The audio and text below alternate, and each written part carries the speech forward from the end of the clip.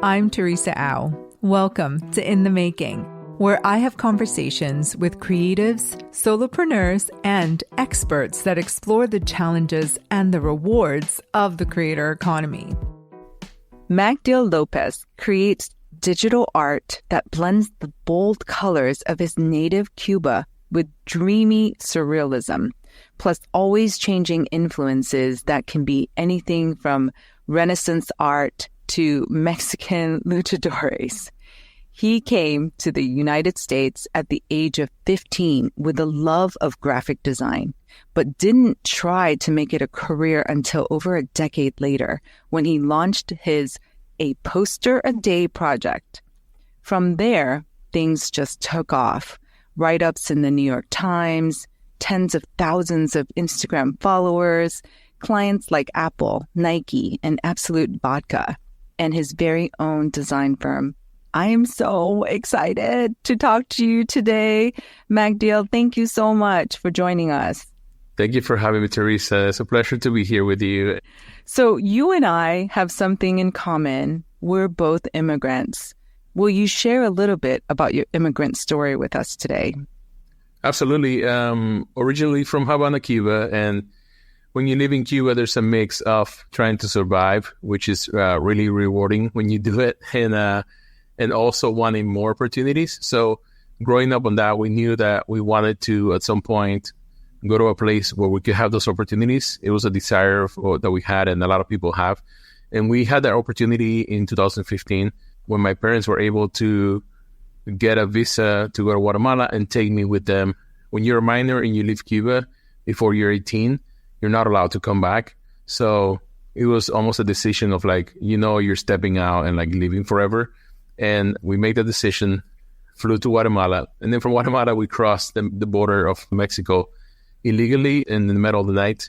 And we got caught by the police in Mexico, got put in jail for about 3 months. And then from there, we were released. And then we went up to the northern border of Mexico to the United States. And we crossed and we were given refugee status. And we moved immediately to Miami, where all the Cubans was gathered. My goodness. All the immigrant stories are so harrowing and incredible. Thank you for sharing that. I think everyone should remember their origin stories because it's part of who they are. But now I want to really shift focus to your artistic journey. Tell me about your beginnings in graphic design. How did you get started, and what were some of your influences? I started back when I was in Cuba.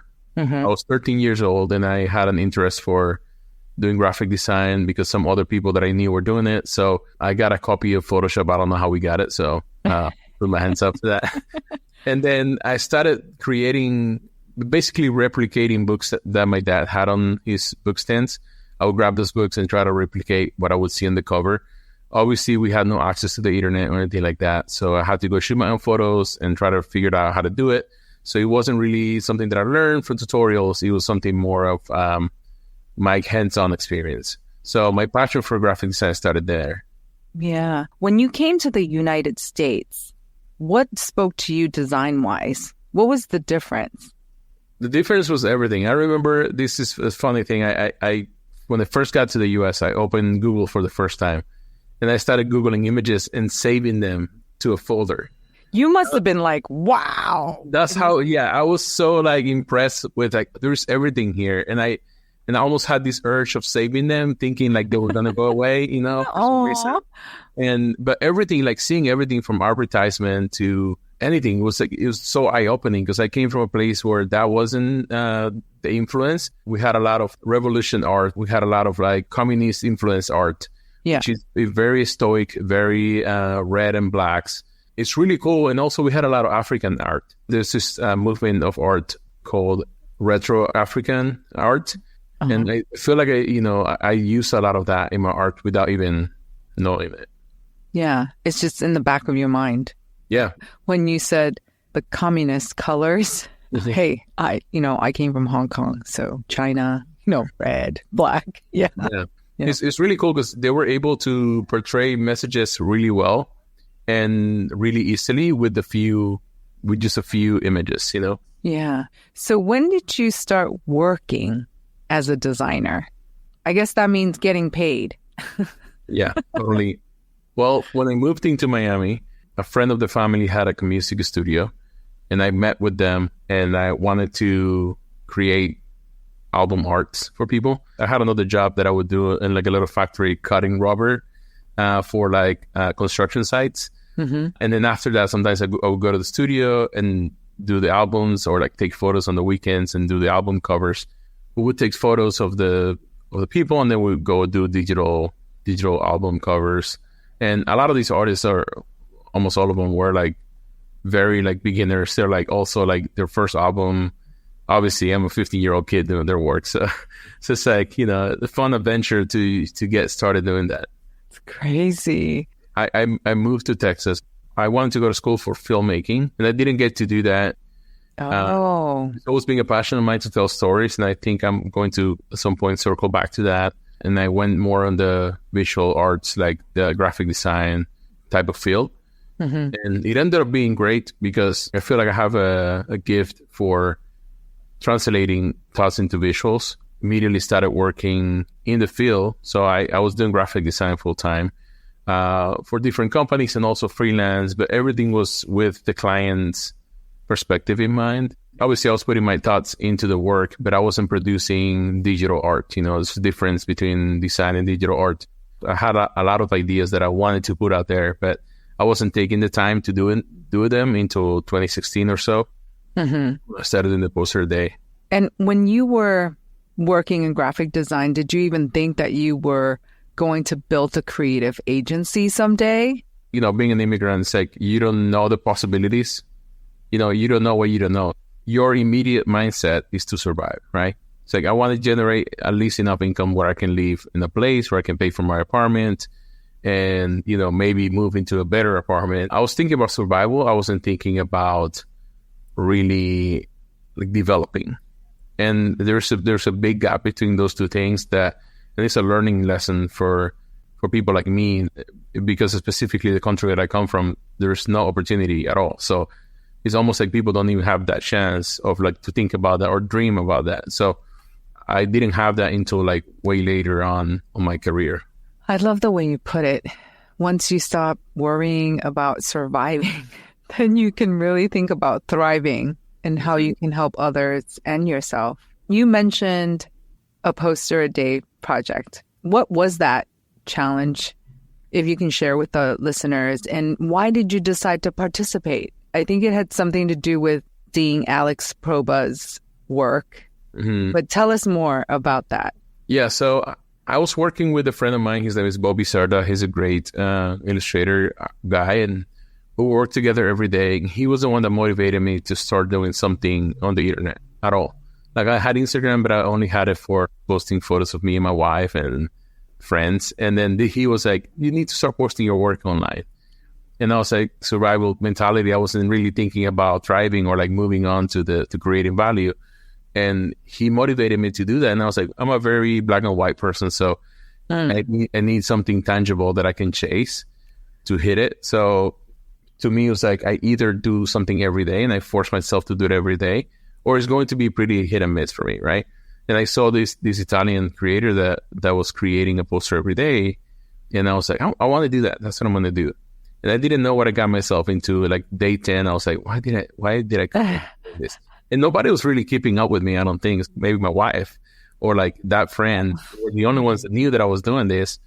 But it was more about myself, challenging myself and holding myself accountable. And I remember on day 10, I met with Tammy Cocker because we were close friends. And he also started doing posters later on. And I told him, I don't know why I got myself into this, but do you want to do it with me? And he said, yeah, let's do it together. That whole challenge thing did two major things for me. One was forced me into this creative rhythm that was a lot faster. So I kept doing my job like every day. And I had a time cap of an hour and a half. In that hour and a half, I had to produce something and post it. And that forced me to create quickly, to be visualizing ahead of time what I was going to create that day. And that definitely generates like kind of like a hunger for like observing. You know, when I got here from Cuba, I had that eye for like consuming things and like kind of like putting them somewhere in my brain, the ideas. And I stopped having that once I started working and doing a lot more things. And now this poster day challenge brought me back to that passion of like dissecting work. And even if I don't like it, it's like, why is it effective? And then that also supported big time at work, because now when I would get campaigns at work that the client needed me to do, I had already done in the last month 30 posters. And I'm like, okay, so I did this a month ago and we can use this effect for this. And so it started giving me a lot of things in my back pocket. It got your creative juices going. I think that exercise also is such a great way to force, like you said, discipline and a routine. And I love it. It's a creative workout, you know. Definitely. Creative workout. I like that a lot.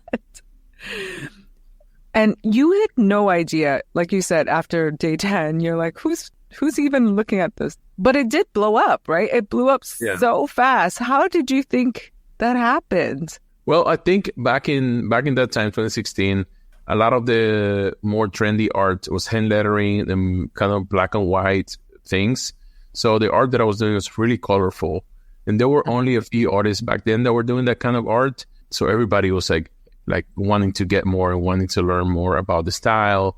It was being pinned on Pinterest all over. It was really cool to see how almost it validates your ideas of like, oh, I've had all these ideas for all this time that I wanted to express. And they're somewhat like crazy ideas, because sometimes they're like surreal type of ideas. And you don't think people are going to find value into them because they probably won't understand it. And then when you put them out there, there's way more people that think the way you think that you can imagine. But I'm not a huge social media person.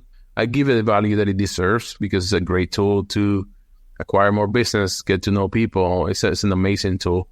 But I don't think it should have a power to cut your creativity, which I think could be dangerous. So as an artist, you are satisfied when you finish the work. You finished it, you feel great. You're like, oh my God, I did this piece. I want to express this. I did it. And then now you post it online and you get 2 likes. Nobody wants it or like cares about it or sees it. Or maybe the algorithm doesn't put it out there. And then you feel now you second guess that first feeling that you had of accomplishment. And that is horrible because you got to be able to separate both things. You know, if your goal is to grow social media, there's clear things that you should do about that. Tutorials and things that you can put out there that people are going to eat it up and save it and share it and do all these things is going to make you grow. But you should keep the satisfaction of creating and putting ideas out there in a different bucket. I should not be in the same bucket. I think that's a very healthy mindset to have, what you just shared, because I do see it too. They're not satisfied with the wonderful work that they just created, but they need validation from the outside. Like, how many likes do I have? How many new followers do I have? It's all consuming sometimes. So thank you for making that point. Knowing that you try to keep social media in perspective, what was it like to gain so many followers and get the press attention and get so famous so quickly? And I don't know how honest you want me to be. So I want you to be very honest. I think everybody that goes through this process of like blowing up on the internet or like getting there so fast goes through a period of feeling lonely. It was hard for people to understand my position sometimes, like my people close to me. And at the same time, you have this overwhelming response or interest from people on the internet that you don't even know. There's almost this fear of like losing something that you didn't even know you wanted to have. So I went through that a little bit. It's been at this point almost 10 years since I started doing the poster a day thing. So for me, you know, there's times where I do something that people don't advise doing. I stop posting on social media sometimes 6 months and I don't go on social media at all. It's not like an effort that I'm doing to not do that. It's the opposite. I normally do an effort to go on social media. I do hear that a lot from creators where they need to take time off and reset and also regenerate their creativity or peace of mind. Totally. Yeah. Well, something that has helped tremendously with that too is to be able to separate what I see as my passion for creating and the work that I do for clients, because there's obviously a tension of like, you always want to work in creative work, right? That was the dream. And now that you do it, but then you keep forgetting about yourself and the need to express yourself as an artist. And when I'm sitting down with no objectives, just to express myself and creating those spaces for me, to me, that's like very necessary. I think it's important to focus on business, but also have playtime, because I feel like your own time is also playing. Speaking of the business side, when the brands started coming your way, what was that like on a practical level? Did you quit your job right away? Did you get help, like hire people to help you with the work? I stayed in my job for quite some time. I got a friend of mine that had gone to school for graphic design and knew more of the business aspect of that to help me with contracts and things like that. The biggest thing for me was really hard to come to the understanding that people were coming to me for my style. Because I was used to like put on the customer's hat and think the way they think and produce something that looks like they want it to look. So more branded and more to their look, right? And because people started coming to me for, okay, I want that thing that you did on Instagram, I want you to do it for me. That took me some time to understand. And sometimes I would send rounds of revisions and they're like, but this doesn't look like your stuff. And it took me a little bit to even start appreciating my own work and understanding that people wanted that. And I quit my job 2 years later. Wow. And then I got massively, I don't want to say depressed, but really sad because I'm not somebody that likes to work by themselves. Oh, yeah, because you started your own business, so you're by yourself. Is that when you started your design firm? Around that time. So I did it as a response of feeling that way. I was like a whole year of me just working at my house and feeling lonely. And then I met my business partner, Merrick, and she was doing a lot of representing artists in the physical space. Immediately, we had a good relationship and she started pulling me to do some stuff for her. And we said, hey, why don't we start a design studio? And maybe we can grow that to have a few people join our team eventually. So we did that, and immediately we started growing. And in 2021 or so, we had 5 people. And this year, we started with around 30 people. Wow. So we grew big time. We started as a all-purpose kind of a graphic design agency, like print and digital. We started seeing a niche in the market for personalizing and humanizing spaces more. So we said, hey, let's combine and offer a product for clients where we can go into their spaces and kind of infuse their brand with a little bit of soul and a little bit of like human touch. It grew way more after COVID was gone because people were used to being at home and also employers feeling like they wanted more people to join their spaces. So it's like, how do you make the spaces feel more human and more in touch with people and more personalized and bring the community more into the spaces? And that's how the whole Artist Uprising thing started happening, which is the name of the company. And our main focus is on the spaces, and that's what we've been doing heavily the last few years. We've done locations for Coca-Cola, we've done locations for IBM, and a few other big buildings and businesses. So being able to go into a space and transform it and see reports later on, like people staying in the spaces longer or more people showing up or businesses being able to hire faster because the spaces are better. Like for hospitality businesses to see more traffic on their spaces and people showing up more and working with artists all around the globe to kind of showcase the personality of a brand a little bit beyond the branding. You know, it feels more like displaying cultural values and things like that. Has been a huge passion for us. What an evolution. That's amazing. How is what Artist Uprising does different from an architectural firm, you know, fitting out an office or retail space that you talked about? So we work a lot with architecture companies, actually. So they're very focused on functionality. They're very focused on beauty and light, and they put so much effort into this. And then what oftentimes happens is that layer that goes on top of that, which is the branding layer and the art layer, can be contradicting some of those decisions that were made in architecture. So we come as the piece of, okay, we want to understand the space and the functionality of the space, and we want to understand the company and the needs of the company, and do, a handshake between those two things and come up with artists that would work really well with that brand, and come up with designs, wayfinding, things that will complement the building that are a little bit more creative that we would normally see in places. And at this point, corporations are understanding that branding is not what you say about yourself, but what people say about you. So they're putting more effort into how do we become more than just a brand, and we become a community. That's great. I think it's striking that you didn't want to work alone, and now you're creating spaces like offices that are so meaningful. There are meaningful places to gather. Tell us about what you did in your hometown, Richardson, Texas.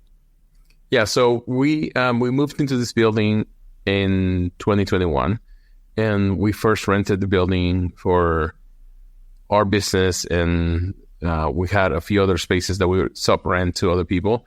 But we wanted to do this thing that we're talking about. So we are in the process right now of purchasing this building. We have a plan right now that's really cool. We're on the second floor of the building. Want to do some stuff downstairs for the community, and or want to do a coffee shop and some stores, and renovating. And there's space next to our building that we're transforming into a park. And the city is helping us fund some of those things. We want to have the power to hire artists. We want to have the power to transform spaces and bring people together. And we don't want to be depending on other bigger players to do so. We want to be able to do it ourselves. So that's our heart and our goal for the next year, is just to be able to transform one building at a time, slowly, and do what we do for other clients, do it for ourselves. That is words to live by. How do you make design that helps make community? Is it a way of thinking? Yeah, it's a way of understanding what people need. So for the downstairs in our building in this community, we know that historically the city of Richardson has been wanting to change the surrounding areas and make it more approachable. Some of them are very technical and very easy things like, parking and accessibility. And some of the other things is like understanding that people now, they have a hunger for gathering around spaces that represent them, not for only just going to a place and just dropping money. Strangely enough, it's tied to beauty. Beauty is a language that unifies people. And bringing beauty to these spaces, it's as simple as that sometimes, and doing it with the right people on board, the right artists, the people around the community that represents the community. Beauty unifies people, and representation unifies people. I also think when a space oozes the fact that someone cared about this space enough to bring beauty to it. Yeah, that is huge. Yeah. I love this thing that you're doing. That's amazing. I see a connection between restoring neighborhoods and making them social spaces and your early years in Cuba, when you said people had so much time to see their family and friends, and it wasn't so much a always on working culture. Was that something you had in mind when you were starting these neighborhood projects? No, I've until now, I'm like realizing the correlation between that. I mean, I love going to Europe, and Europe still conserves the kind of culture of like gathering, almost everybody after work goes to a bar, gets a beer with a friend. And we've lost that here in the US. And I think part of that is because of the buildings and the spaces that we have. It's hard to access some of those things. It's hard to access those things without a car. There's not enough transport to even do that in a natural way. Like places like New York may have it a little bit better. But creating those opportunities in, a place like Richardson or Dallas is a little harder, but we need that. I'm glad you pointed that out, of like wanting and longing for the sense of like having a bigger community aspect to life, which I think is a very, Cuban, Latino type of thing too. Yeah, Asian as well.